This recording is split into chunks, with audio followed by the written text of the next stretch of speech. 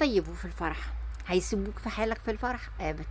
حضرتك في الفرح لما حد بيكون عامل فرح، الفرح النهارده بيتكلف كتير جدا جدا جدا، فلما نكون عاملين بادجت، ميزانيه، ان انا اعزم 200 فرد، الفرد بيساوي رقم، الفرد بيساوي رقم، فانا بعمل فلتر لكل الناس اللي انا عايزه اعزمهم، بعمل فلتر لكل البشر، انا معارفي كتير قوي قوي، فبختار منهم اقرب 200 علشان خاطر ما ينفعش اعزم 500 علشان مش هنقدر نعمل ده، لا قاعة هتستحمل ولا فلوسنا هتستحمل.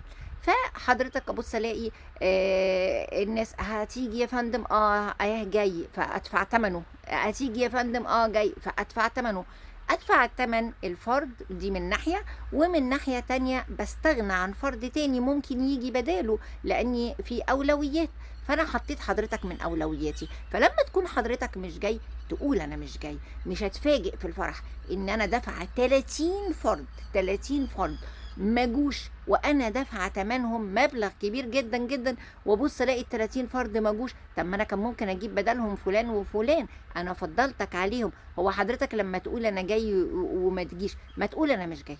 حضرتك وحضرتك لما تتعزموا في فرح اعرفوا ان ده رقم فلوس، انت حضرتك بفلوس، فلما تكون مش جاي قول انا مش جاي، والله انا بعتذر عشان كذا كذا كذا كذا، اي كذا كذا، والله على الرحب والسعه وهنجيب غيرك، ما انتش انت عمرو دياب اللي جاي تحيي الفرح.